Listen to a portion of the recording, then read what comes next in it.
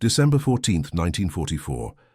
The dense forests of the Ardennes region stretched endlessly under a blanket of fresh snow, their frozen branches creaking in the bitter wind that swept down from the Belgian highlands.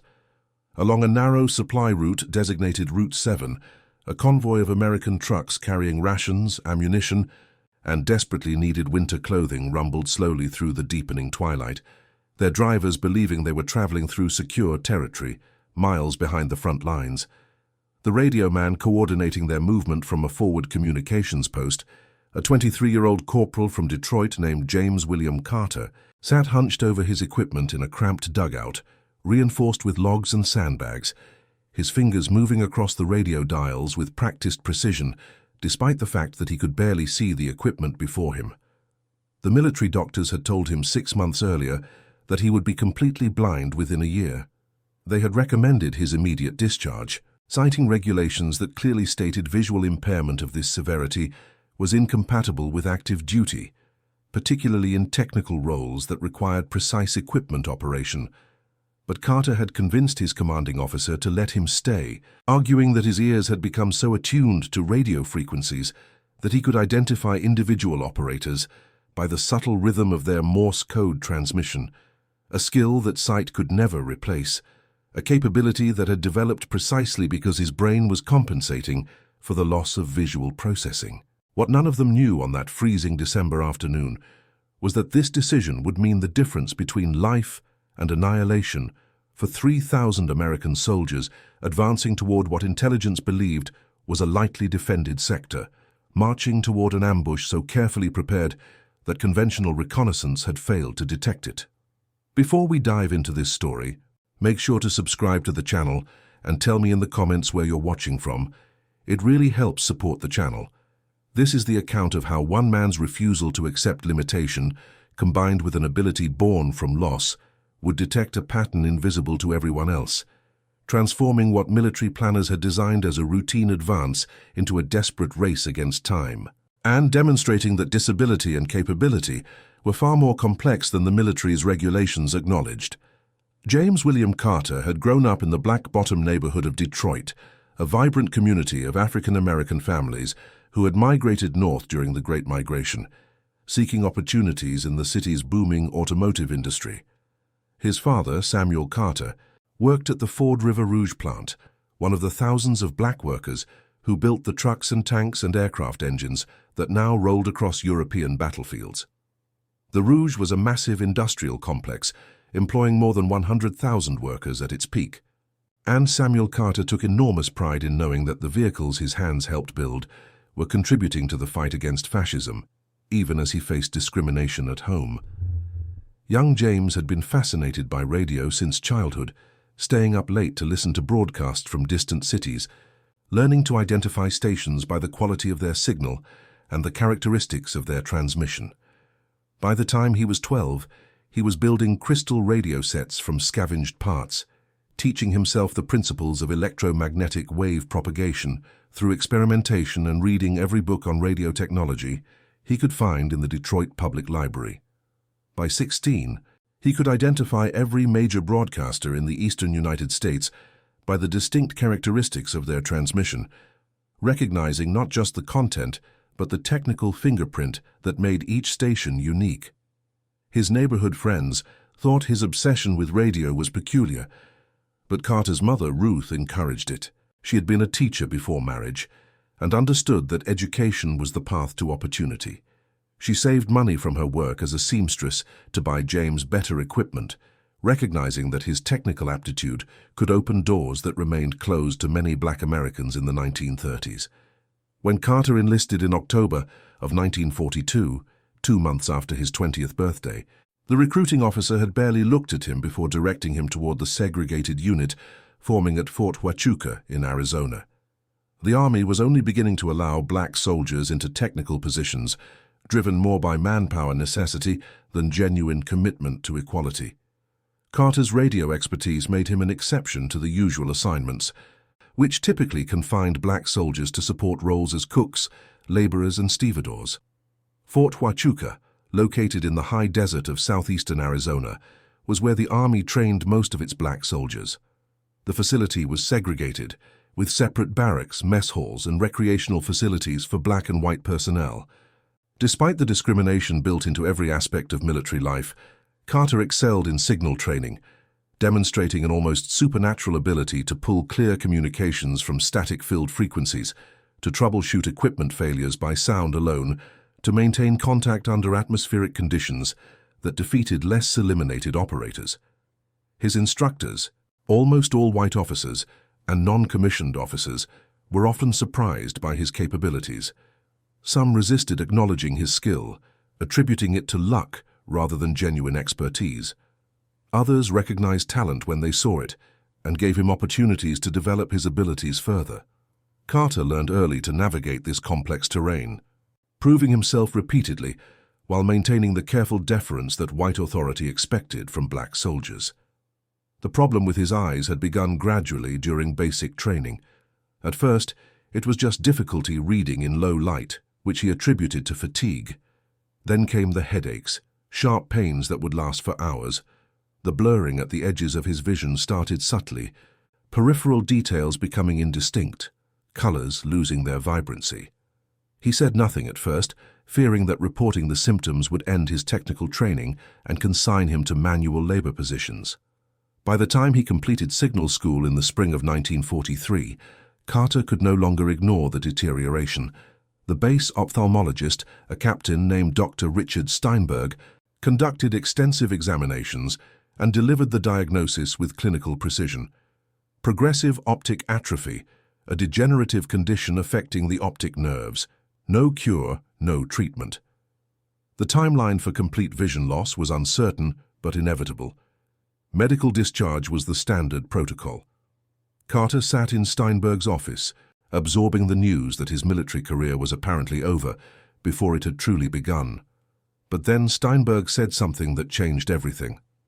"I'm required to recommend your discharge," Steinberg said carefully, "but I've reviewed your training records. Your instructors say you're the best radio operator they've seen in years. You might want to talk to your commanding officer before you accept the discharge. Sometimes there's flexibility in how we interpret regulations." It was a small act of compassion, a suggestion that rules might be bent for someone with genuine ability. Steinberg was taking a professional risk by not immediately processing the discharge paperwork. Carter understood this and was grateful. His commanding officer at Fort Huachuca was Captain Michael Donovan, a career Army officer from Philadelphia who had commanded black troops in the 1920s. Donovan had seen how institutional racism wasted human talent, and while he operated within a segregated system, he tried to give his soldiers opportunities to excel. Carter explained his situation during a private meeting in Donovan's office.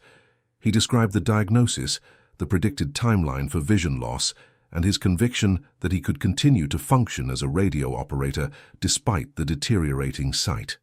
"The doctors say you'll be completely blind within a year," Donovan said, reviewing the medical reports. "How do you propose to operate equipment you can't see?"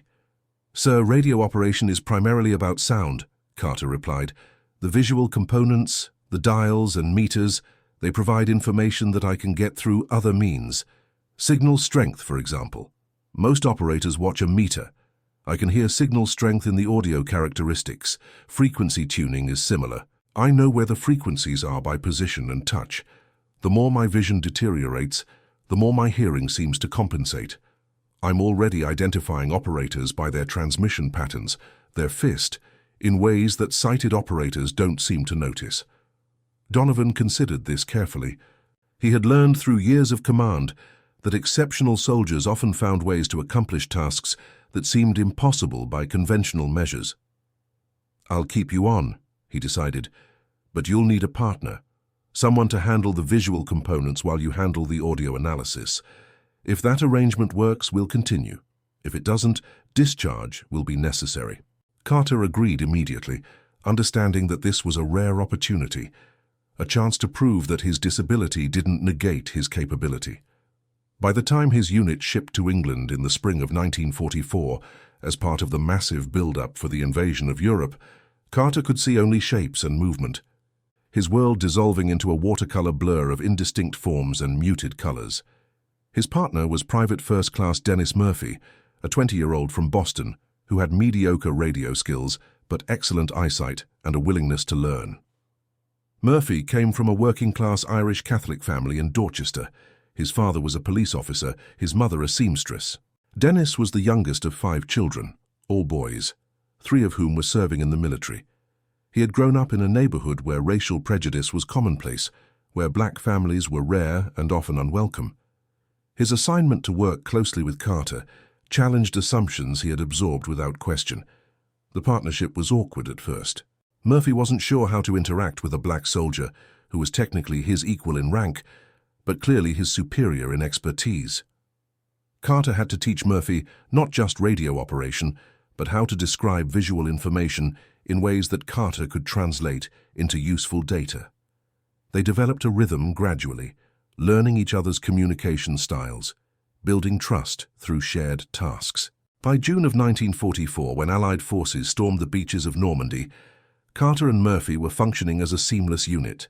Murphy would read map coordinates, describe signal strength meter readings, identify call signs visually.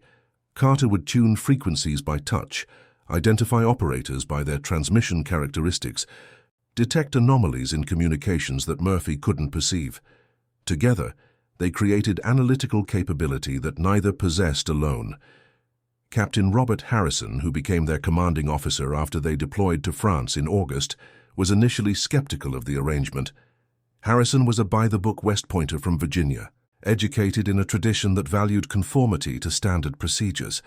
The idea that a nearly blind soldier could function effectively in a technical role seemed inconsistent with everything Harrison had been taught about military efficiency. Harrison's skepticism dissolved during a field exercise in northern France. Atmospheric conditions had made conventional radio communication nearly impossible, with interference washing out most transmissions. Carter had managed to maintain contact with multiple units by adjusting frequencies based purely on the sound of the static patterns, compensating for interference in ways that Harrison didn't understand but couldn't deny were effective. Harrison had observed this performance with growing amazement, then called Carter into his command tent for an explanation. "Corporal Carter," Harrison had said, his Virginia accent more pronounced when he was uncertain, "I've been watching you work for 2 weeks now. I need to understand what you're doing because it doesn't match any training protocol I've seen." Carter had stood at attention. His unfocused eyes directed somewhere past Harrison's shoulder and explained his techniques with careful precision. "Sir, when you lose your sight, your brain rewires itself," Carter said. "The neurological resources that used to process visual information get redirected to other senses. It's not magic or supernatural ability. It's the brain adapting to changed circumstances. I can hear harmonics in radio signals that other operators don't consciously perceive. I can tell you if a transmission is coming from 2 miles away or 20 miles away based on the propagation characteristics, the way the signal interacts with terrain and atmosphere. And I can tell you if something's wrong with the signal, if someone's transmitting under duress or if equipment is malfunctioning, just by listening to subtle variations in the transmission." Harrison had remained quiet for a long moment, processing this explanation. His training had taught him that disability meant reduced capability, that soldiers who couldn't perform all standard functions should be reassigned or discharged. But what he was seeing contradicted those assumptions. Carter wasn't performing despite his blindness. He was performing because of the compensatory abilities that blindness had developed. "I'm keeping you on," Harrison had said finally. "But this arrangement with Murphy continues. He handles the visual components. You handle the audio analysis. That's an order, not a suggestion." "Yes, sir," Carter had replied, understanding that Harrison was protecting himself by maintaining the partnership structure, creating a defensive justification if the arrangement ever came under scrutiny from higher command. By December of 1944, Carter and Murphy had been working together for nearly a year.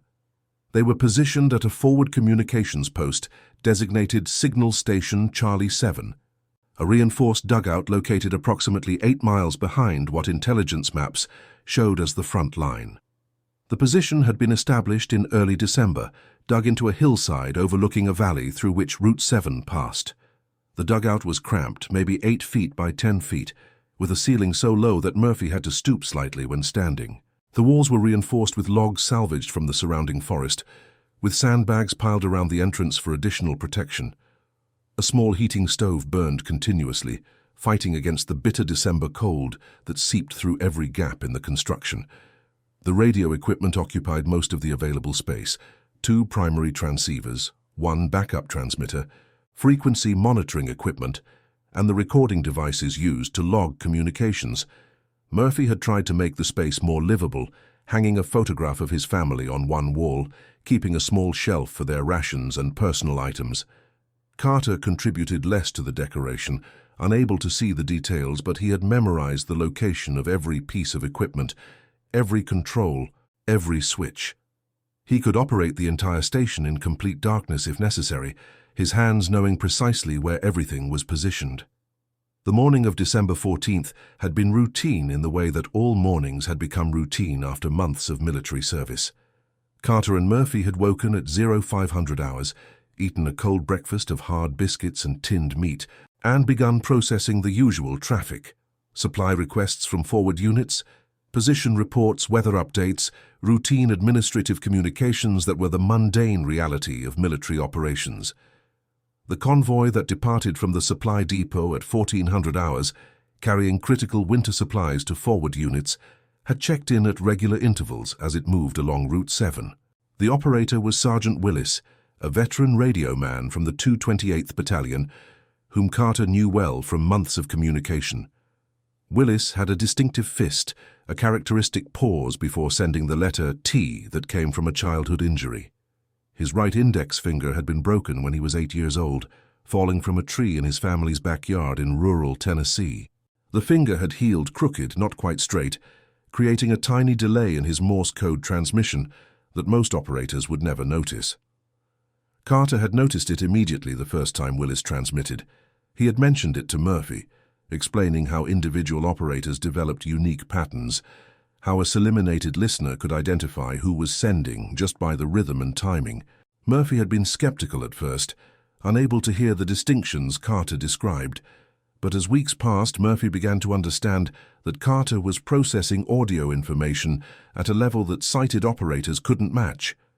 At 1630 hours, as twilight deepened into darkness and the temperature dropped below freezing, Carter suddenly held up his hand, cutting off Murphy mid-sentence.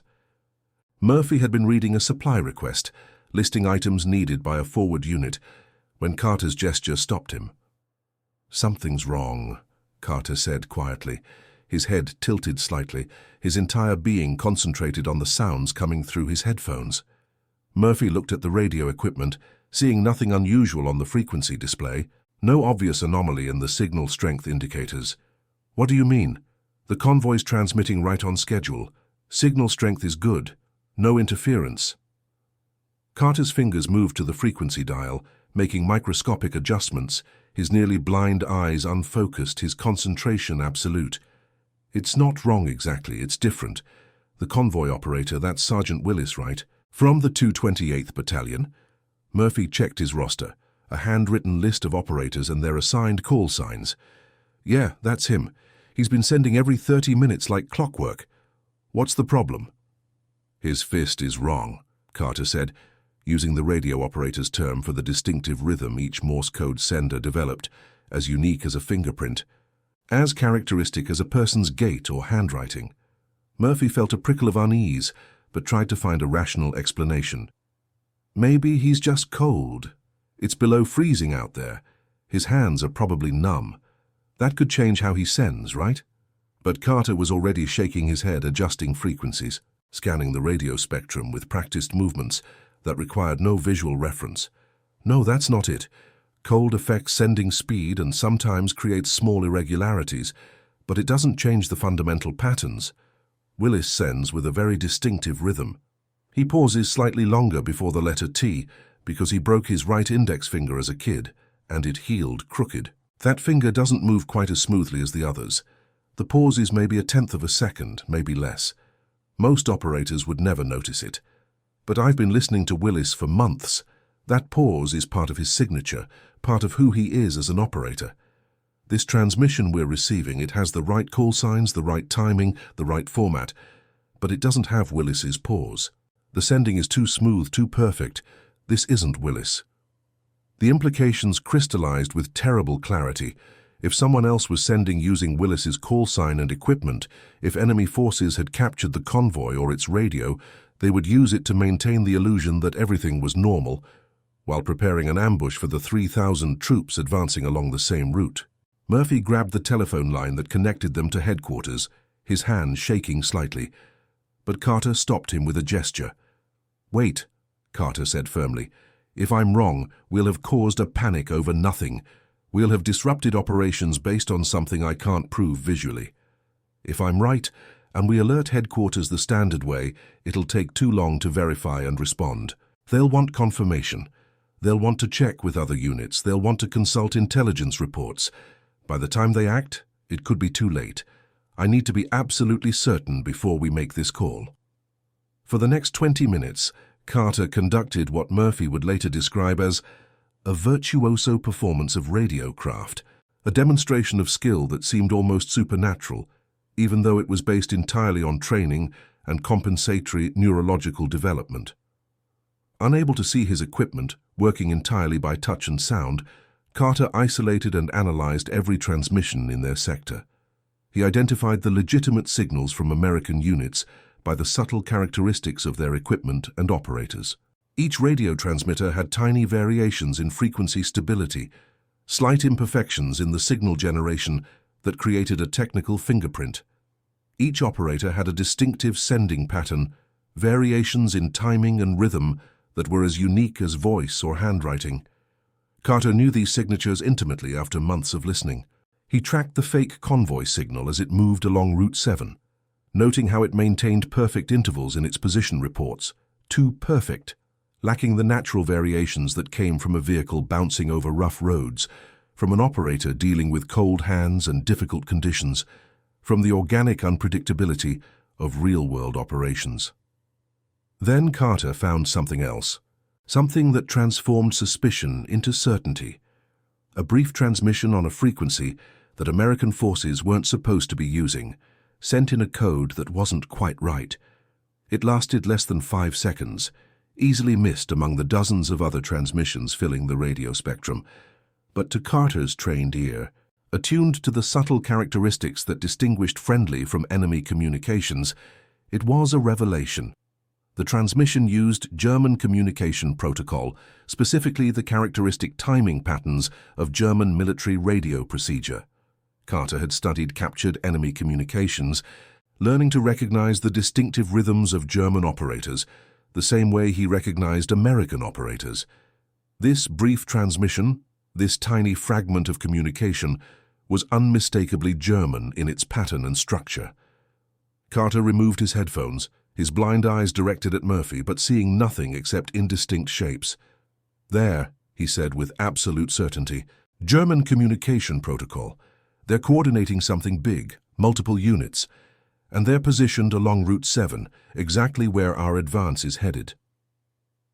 Murphy's hand shook slightly as he reached for the telephone, understanding that they were about to make a call that could either save thousands of lives or create enormous disruption based on nothing more than one nearly blind radioman's audio analysis of signals that Murphy himself couldn't distinguish from normal traffic. The call went to Captain Harrison, who immediately grasped the situation's gravity. Harrison had learned to trust Carter's assessments, but this was different from previous instances. This wasn't troubleshooting equipment or identifying an individual operator. This was intelligence that could affect an entire operation, that would require halting a carefully planned advance involving 3,000 soldiers. Within minutes, Harrison was in direct contact with Colonel James Matthews at Division Headquarters, relaying Carter's assessment with all the caveats appropriate for such an unconventional source of intelligence. Colonel Matthews, a veteran of campaigns in North Africa and Sicily, a soldier who had learned through hard experience that survival often depended on making difficult decisions with incomplete information, faced an agonizing choice. Carter's intelligence suggested that the planned advance along Route 7 would march 3,000 American soldiers directly into a prepared ambush. But Carter's evidence was entirely based on radio analysis by a nearly blind operator whose conclusions couldn't be visually verified, couldn't be confirmed through conventional reconnaissance, couldn't be supported by the standard intelligence procedures that military doctrine required.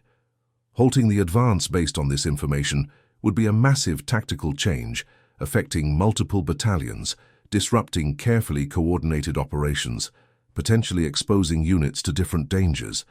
Supply lines would need to be rerouted, new movement orders issued, plans that had taken weeks to develop thrown into disarray. If Carter was wrong, the consequences would be significant.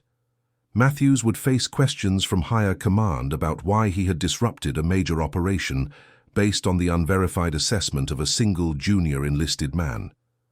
But Matthews had learned in previous campaigns that the soldiers who survived were the ones who trusted expertise over hierarchy, who recognized that valuable intelligence could come from unexpected sources, who understood that conventional procedures sometimes needed to be violated when the stakes were high enough. Matthews made his decision in less than 5 minutes, acting on instinct born from years of combat experience. Halt the advance immediately, reroute all units to the northern approach, and get me aerial reconnaissance over Route 7 as soon as visibility permits. The orders went out at 1700 hours on December 14th. 3,000 soldiers, most of whom had no idea why their carefully planned advance had suddenly been cancelled, found themselves redirected to alternate routes through more difficult terrain. The decision created massive logistical complications. Units that had been positioned for a specific approach had to be moved. Supply lines had to be recalculated. Artillery support had to be repositioned. The entire operation was delayed by 18 hours, generating considerable confusion and frustration among field commanders who had been prepared to execute the original plan. Battalion commanders demanded explanations. Why had their carefully coordinated advance been disrupted at the last minute? What intelligence justified such a drastic change? The answers they received were vague and unsatisfying. New information had become available. The route was potentially compromised. Orders from division headquarters. Among the 3,000 soldiers affected by the order, reactions varied. Some were relieved, sensing that something dangerous had been avoided, even if they didn't know what. Others were frustrated, having psychologically prepared themselves for the advance and now facing additional waiting and uncertainty. Most simply accepted the change with the resignation of soldiers who had learned that military operations rarely went according to plan. Private Robert Williams, a platoon leader from Chicago, had been studying the maps that morning, noting that Route 7 offered the fastest approach to their objective. The rerouting to the northern approach meant adding miles to their march, crossing more difficult terrain, spending additional time exposed to winter weather. Williams didn't know that accepting this inconvenience meant he would survive to return home, to become a civil rights attorney, to argue landmark cases that would change his community. Sergeant Frank Kowalski, a medic from Milwaukee, was in the forward elements that would have been first into the ambush zone.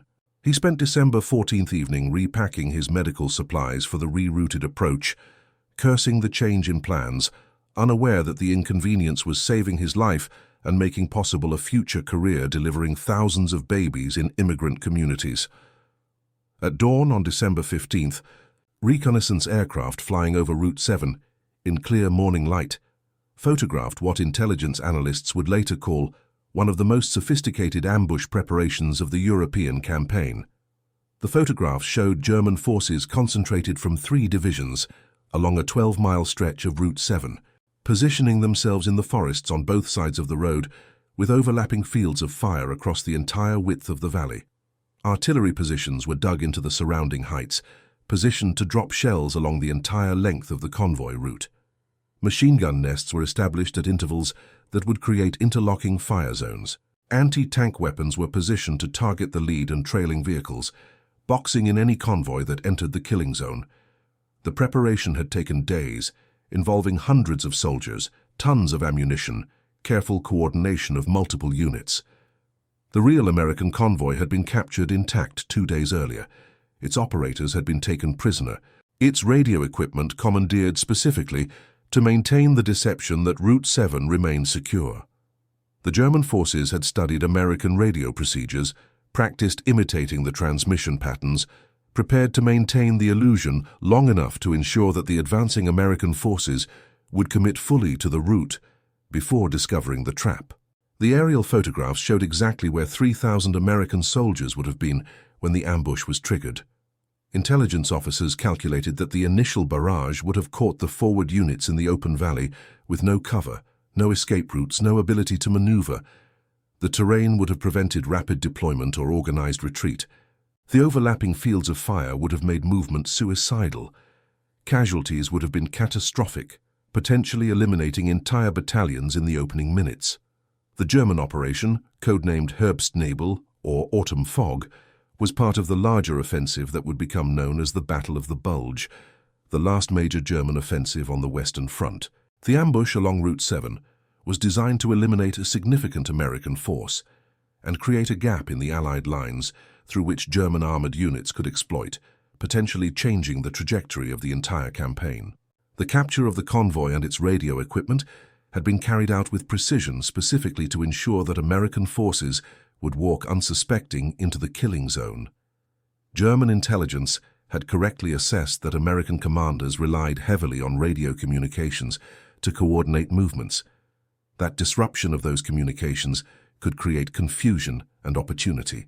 What German intelligence hadn't anticipated was that somewhere in the American signal network was a nearly blind radio man whose compensatory audio processing abilities allowed him to detect patterns that conventional intelligence gathering would miss, whose loss of sight had created capabilities that no amount of training could replicate, whose refusal to accept discharge despite his disability had placed him in exactly the right position to detect their carefully prepared deception.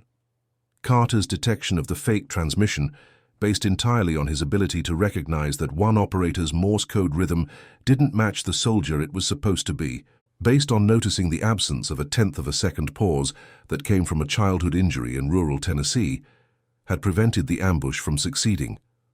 The German forces positioned and waiting along Route 7, their ammunition distributed, their firing positions prepared, their coordination rehearsed, found themselves in prepared positions that the enemy never approached. By the time German reconnaissance units realized the Americans had taken a different route, by the time German command understood that their carefully prepared ambush had been detected and avoided, the tactical situation had changed entirely. The element of surprise was lost. The psychological impact of catching American forces in an inescapable trap was negated. The potential to create a significant gap in Allied lines evaporated. The story of what happened spread quickly through the communications network, carried by radio operators who understood the significance of what Carter had detected. At first, many officers were skeptical. The idea that a nearly blind radio man had detected enemy deception through subtle audio cues seemed implausible, perhaps embellished in the telling, possibly exaggerated by enlisted men who enjoyed dramatic stories.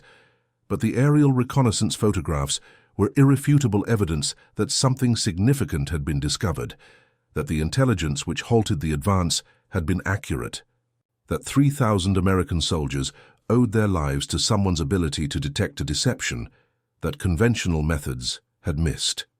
Colonel Matthews visited Signal Station Charlie 7 on December 16th, bringing with him the reconnaissance photographs and a question that had been bothering him since he made the decision to halt the advance. He needed to understand exactly how Carter had known, needed to determine if this was a replicable skill or a unique circumstance, because the distinction mattered for how the military could use this capability going forward. Matthews found Carter at his equipment, headphones on, fingers moving across the dials with practiced precision despite his blindness.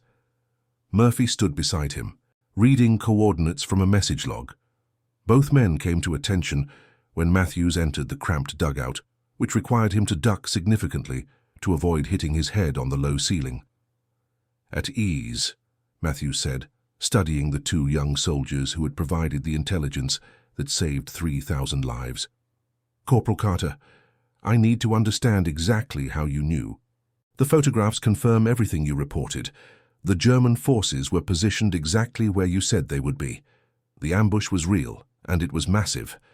But I need to know if this was skill or extraordinary luck, because the distinction matters for how we develop and use this capability in the future. Carter considered the question carefully, understanding its implications. If this was luck, a fortunate coincidence, then it couldn't be relied upon or replicated. If it was skill, then it needed to be understood, taught, integrated into intelligence procedures. "Sir, it wasn't luck," Carter said, his blind eyes focused somewhere past Matthew's shoulder. "Every radio operator develops a distinctive sending pattern over time. We call it their fist. It's as unique as handwriting, as characteristic as someone's voice. It includes elements like sending speed, the rhythm of dits and dars, the spacing between characters and words, small unconscious variations that come from individual physiology and habit." Matthews nodded, following the explanation but wanting more specifics. "But how could you identify one specific operator among dozens you monitor? How could you be certain?" "Sergeant Willis, who was supposed to be operating that convoy radio, had very specific characteristics to his sending," Carter explained. "He broke his right index finger as a child. It healed crooked, not quite straight. When he sends Morse code, there's a tiny pause before he transmits the letter T, because that finger doesn't move as smoothly as his others. The pause is maybe a tenth of a second, maybe less. Most operators would never consciously notice it. But I've been listening to Willis for months, processing hundreds of his transmissions. That pause is part of his signature, part of how I identify his sending." "And the transmission on December 14th didn't have that pause?" Matthews asked. "Correct, sir. The transmission had the right call signs, the right timing, the right format. But it was too smooth, too perfect. No pause before T. That meant someone else was sending, someone who had Willis's equipment and call signs but didn't have his unconscious sending patterns. And if someone else was sending, pretending to be Willis, there was only one reason: deception." Matthews absorbed this explanation, understanding the logic, but still struggling with the idea that such a subtle audio distinction could provide actionable intelligence. "But you couldn't see the equipment. You couldn't see the signal strength indicators or the frequency displays. You can barely see anything at all. How could you be certain enough to recommend halting a major operation?" Carter paused before answering, choosing his words carefully.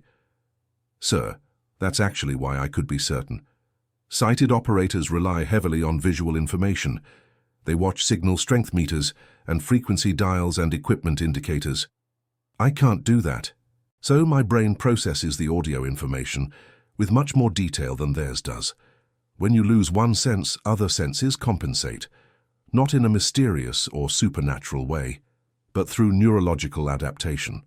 The parts of my brain that used to process visual information are now processing audio information instead. I can hear harmonics and propagation characteristics and equipment variations that don't register consciously for most operators. I can hear when someone is transmitting under stress or following a script. I can hear when equipment is being operated in a way that's slightly different from normal." Matthews studied the young corporal for a long moment, seeing past the nearly blind eyes to the extraordinary capability that disability had created. Carter stood straight despite his condition, his uniform as pressed as cramped dugout living allowed, his bearing military, despite the fact that regulations would normally have required his discharge months ago. "The General wants to see you," Matthews said finally. "General McAuliffe wants to understand this capability personally, because if it can be taught or replicated or systematized, it could fundamentally change how we approach signals intelligence." And that concludes our story. If you made it this far, please share your thoughts in the comments. What part of this historical account surprised you most? Don't forget to subscribe for more untold stories from World War II, and check out the video on screen for another incredible tale from history. Until next time. Over the following weeks, Carter found himself explaining his techniques to signals officers throughout the command structure, demonstrating capabilities that seemed almost impossible to officers who had never considered that blindness could produce enhanced abilities in other areas.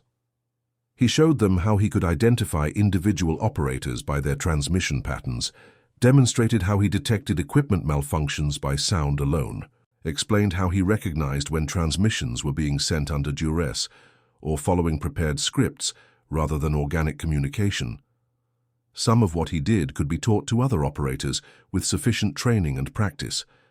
Understanding that each operator developed a unique fist, learning to pay attention to timing variations and rhythm patterns, recognizing that equipment had characteristic signatures. These principles could be conveyed through instruction and developed through practice.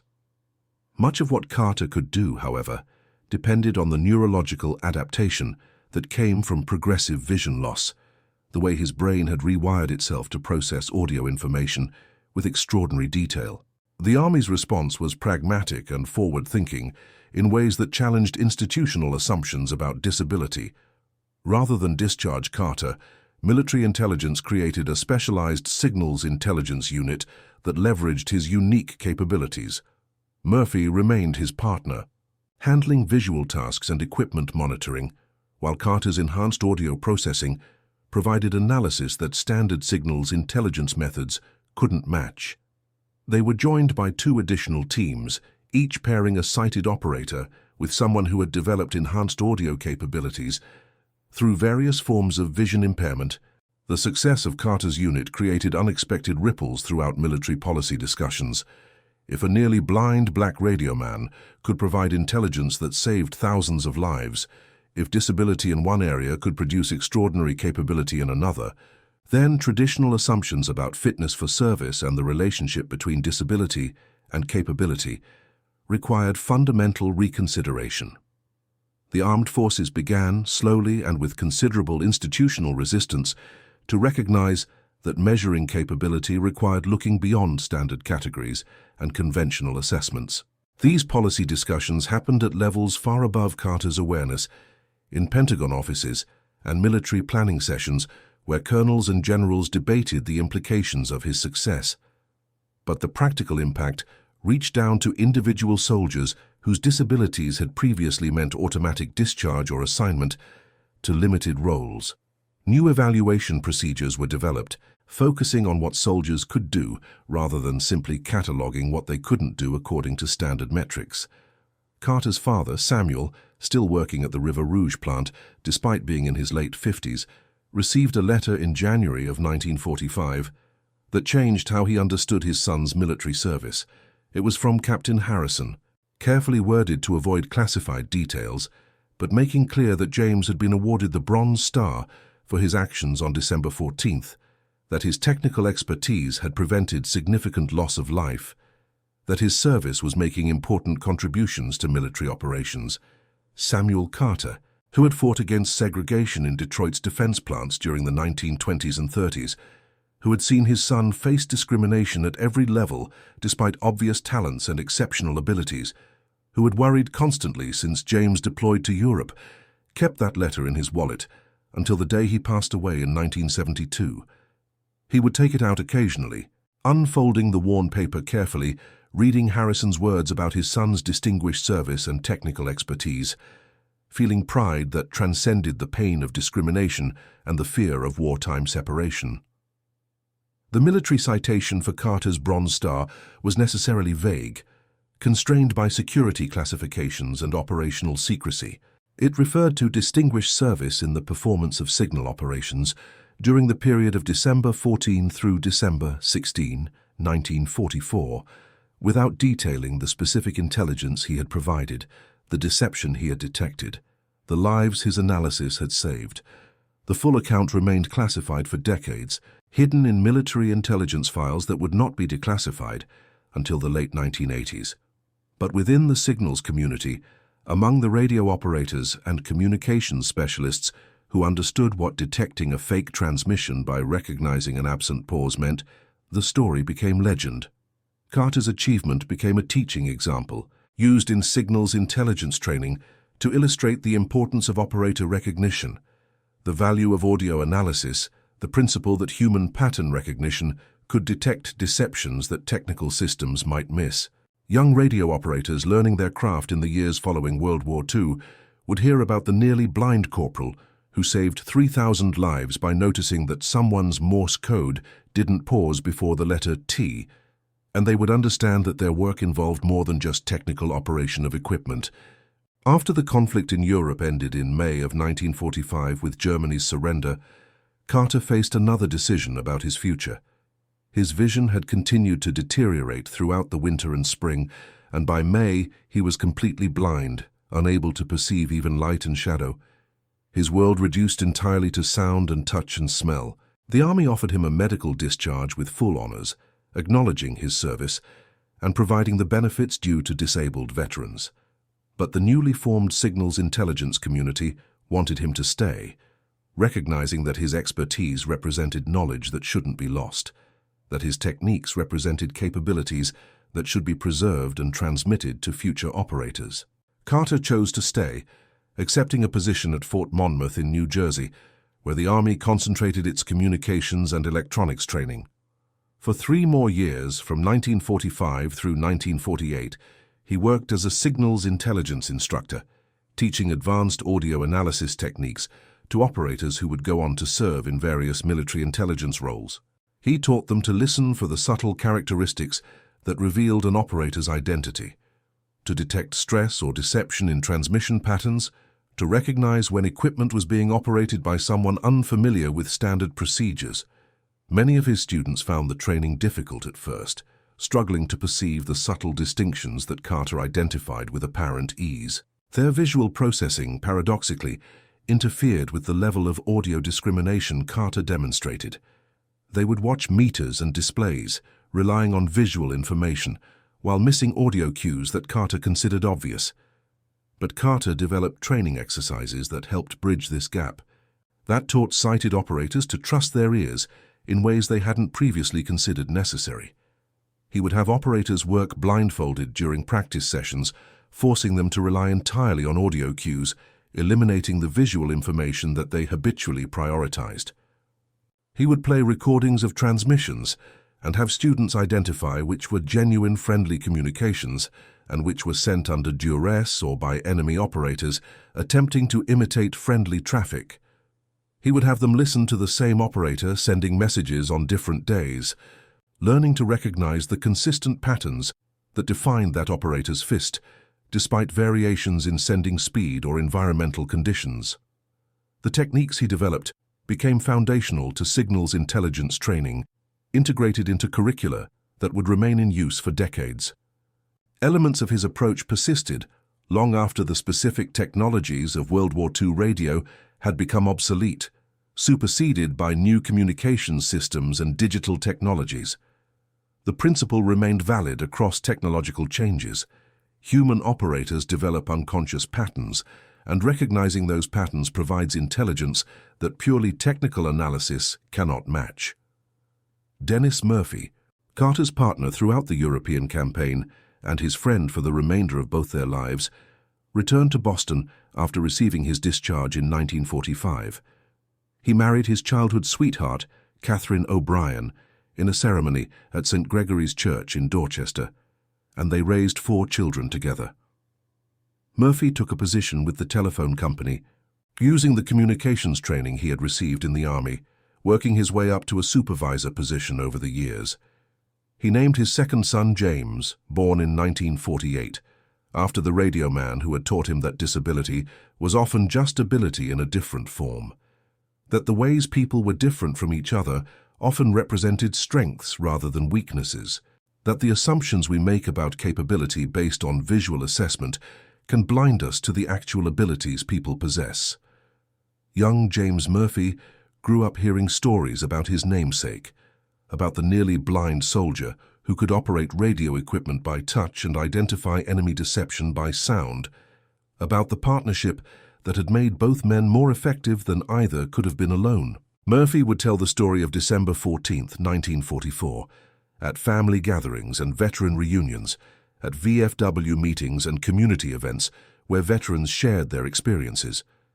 He would describe how Carter's fingers had moved across the radio dials with absolute confidence, despite not being able to see them, how his head had tilted in that characteristic way when he was concentrating on subtle audio distinctions, how he had stated calmly and with complete certainty that something was wrong with the convoy transmission, that the operator wasn't who he was supposed to be, that enemy forces were preparing an ambush.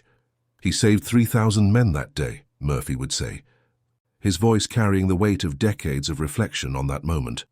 But the thing was, James never acted like it was extraordinary. To him, it was just doing his job with the tools he had available. The fact that most people wouldn't consider blindness a tool for radio operation didn't matter to him. He had figured out how to make it work, how to transform what everyone else saw as limitation into genuine capability. And that was that. He didn't waste time resenting his disability or wishing things were different. He just adapted and kept moving forward.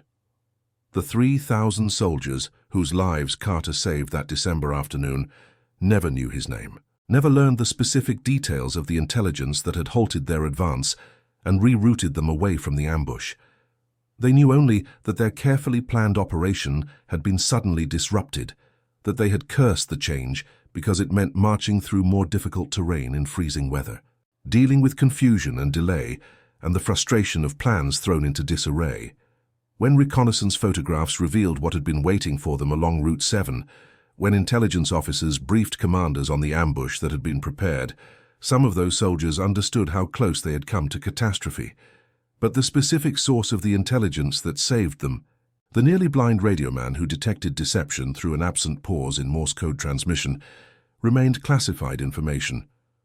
Among those 3,000 were farmers from Iowa who returned to workland their families had cultivated for generations, factory workers from Pennsylvania who helped build the post-war American economy, teachers from California who educated the next generation, immigrants from a dozen countries who had volunteered to fight fascism and who went on to build lives in their adopted homeland.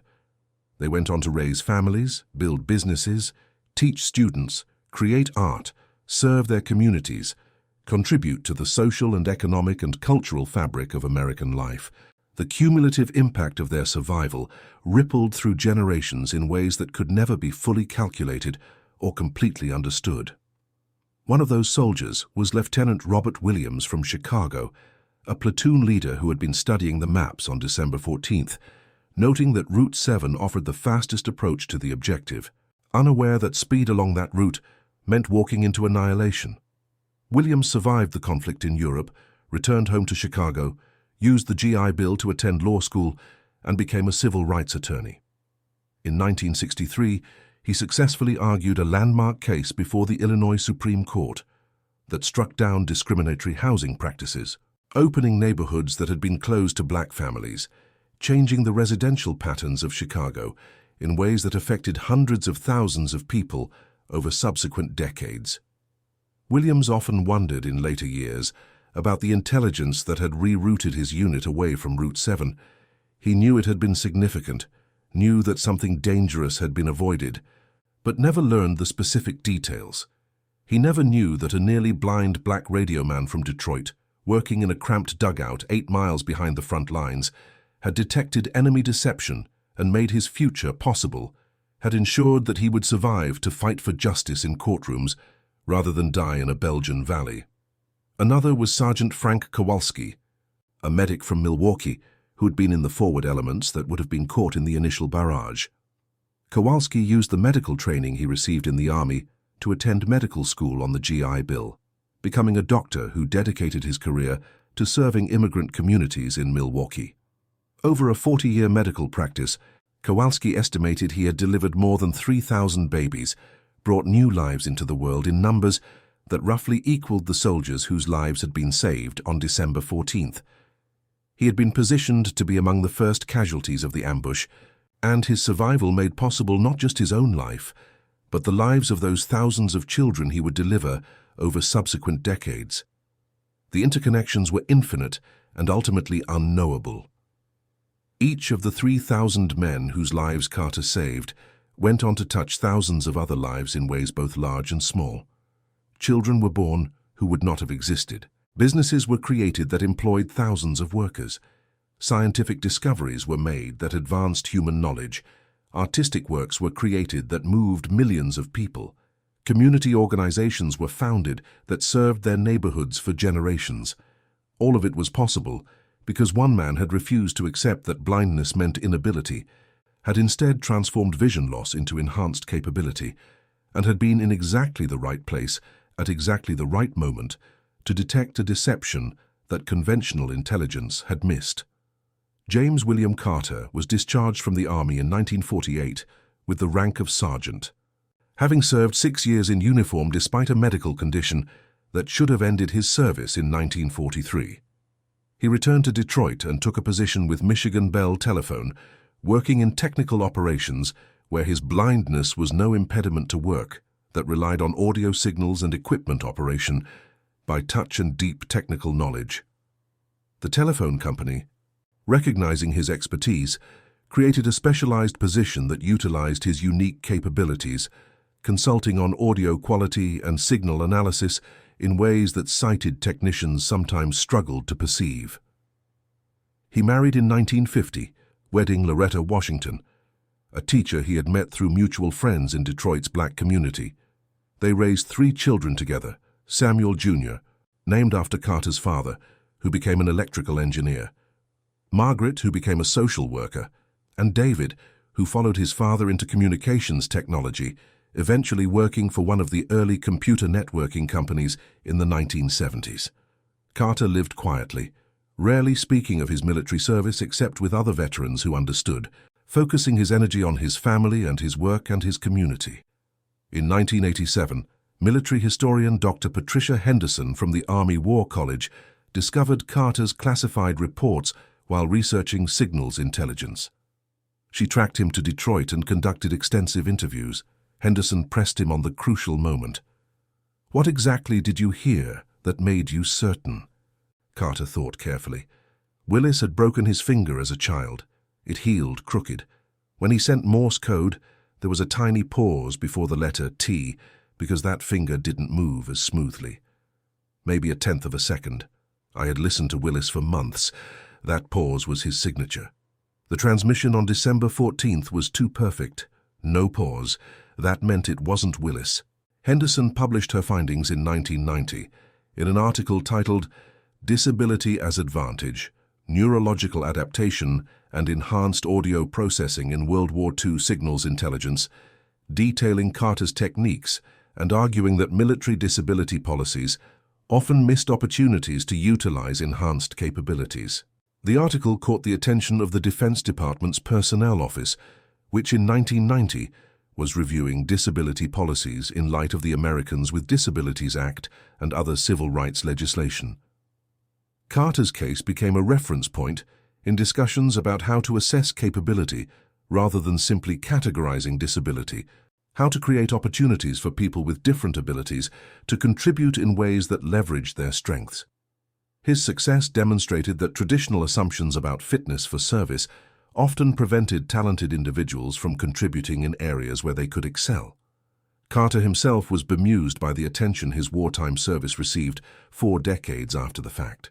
When reporters began calling, requesting interviews about his role in preventing the ambush, he consistently deflected personal credit to his team and to the institutional support that had made his service possible. "The Army taught me radio operation," he would say in interviews. "My blindness taught me to listen more carefully, to pay attention to audio details that sighted operators might not consciously process. But Murphy was my eyes, handling all the visual components that I couldn't manage. Captain Harrison gave me the chance to serve despite my condition, violating standard protocol to keep me on active duty. Colonel Matthews trusted my assessment when it mattered most, making a difficult decision based on unconventional intelligence from a junior enlisted man. None of it was me alone. It was all of us working together, each contributing what we could."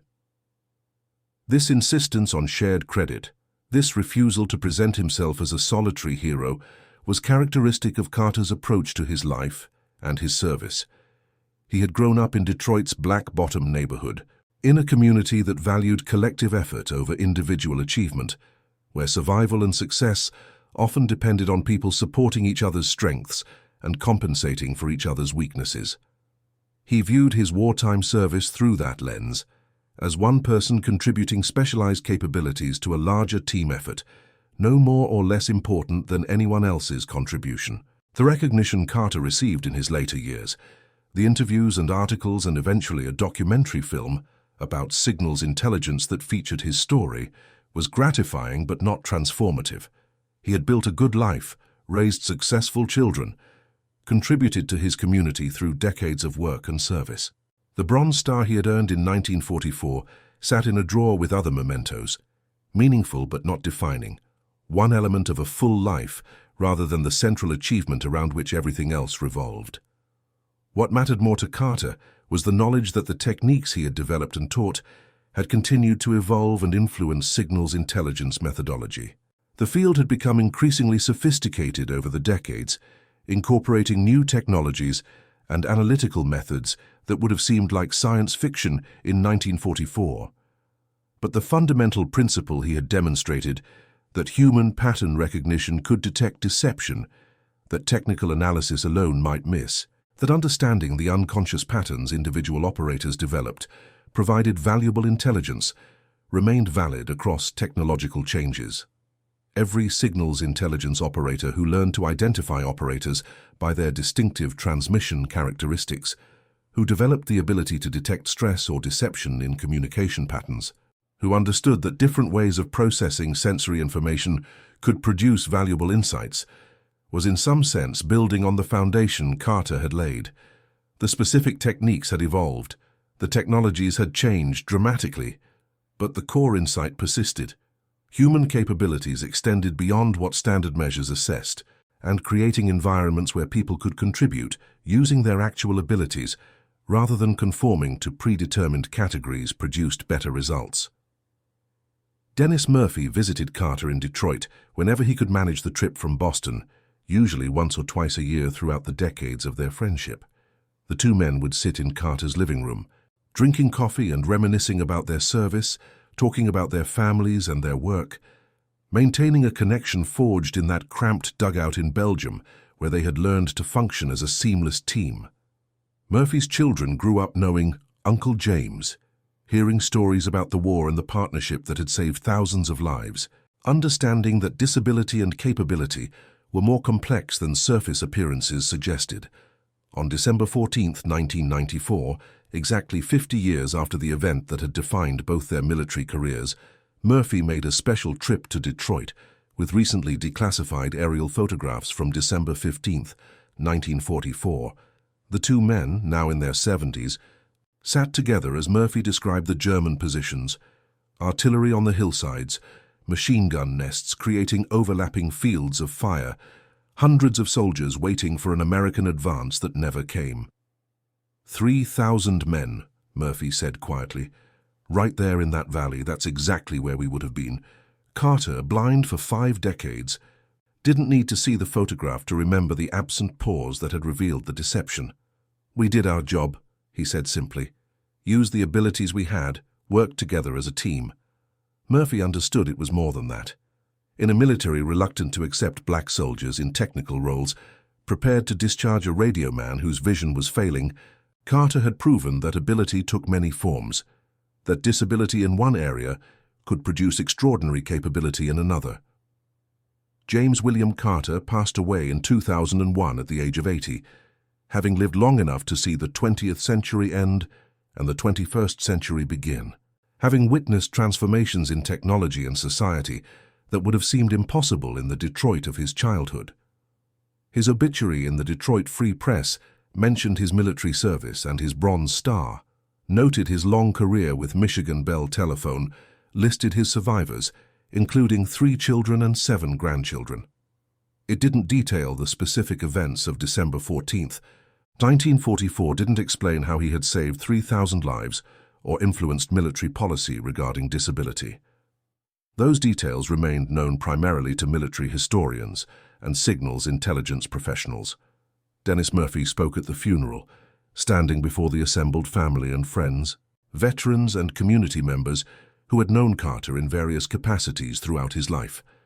Murphy's voice broke slightly as he talked about his friend and partner, about the young radioman who had refused to let blindness end his service, who had transformed what others saw as limitation into extraordinary capability, who had saved 3,000 lives through the simple act of listening more carefully and more thoroughly than anyone thought possible. James taught me something fundamental about human capability, Murphy said, looking out at the gathered mourners. He taught me that the way we typically see and measure ability is often wrong, that what looks like weakness can be strength, that what seems impossible might just require a different approach, that the people we underestimate based on surface characteristics are often the ones who surprise us most. He taught me that disability is often just a different way of being capable, and that creating space for people to contribute using their actual abilities, rather than forcing them to conform to standard expectations, produces better outcomes for everyone. The techniques Carter developed, the principles he demonstrated through his service, the example he set through his life, all continued to influence signals intelligence long after his passing. Modern signals intelligence, conducted through digital systems and satellite communications that would have seemed like pure fantasy in 1944, still relied on the fundamental truth Carter had proven. Human operators develop distinctive patterns, and recognizing those patterns provides intelligence that pure technical analysis cannot match. The specific technologies had changed beyond recognition, but the human element remained constant. In 2012, 11 years after Carter's passing, the National Security Agency established the James W. Carter Award for Excellence in Signals Analysis. The award recognized individuals who demonstrated exceptional skill in human pattern recognition within signals intelligence, who showed the kind of innovative thinking and analytical capability that transcended conventional approaches. The award criteria specifically noted Carter's contribution. Sergeant James W. Carter's demonstrated ability to detect enemy deception through operator pattern recognition, despite complete visual impairment, established principles that remain foundational to signals intelligence methodology. His service exemplified how different forms of capability can produce extraordinary results when properly recognized and supported. The 3,000 soldiers whose lives Carter saved that December afternoon in 1944 had by 2012 mostly passed away. Time and age had taken their inevitable toll, but their children, grandchildren, and great-grandchildren numbered in the tens of thousands, a demographic impact that extended across the United States and beyond. The decision by Colonel Matthews to trust Carter's assessment, the rerouting of the advance away from Route 7, had cascaded through generations in ways that could never be fully calculated or completely documented. And that concludes our story. If you made it this far, please share your thoughts in the comments. What part of this historical account surprised you most? Don't forget to subscribe for more untold stories from World War II, and check out the video on screen for another incredible tale from history. Until next time.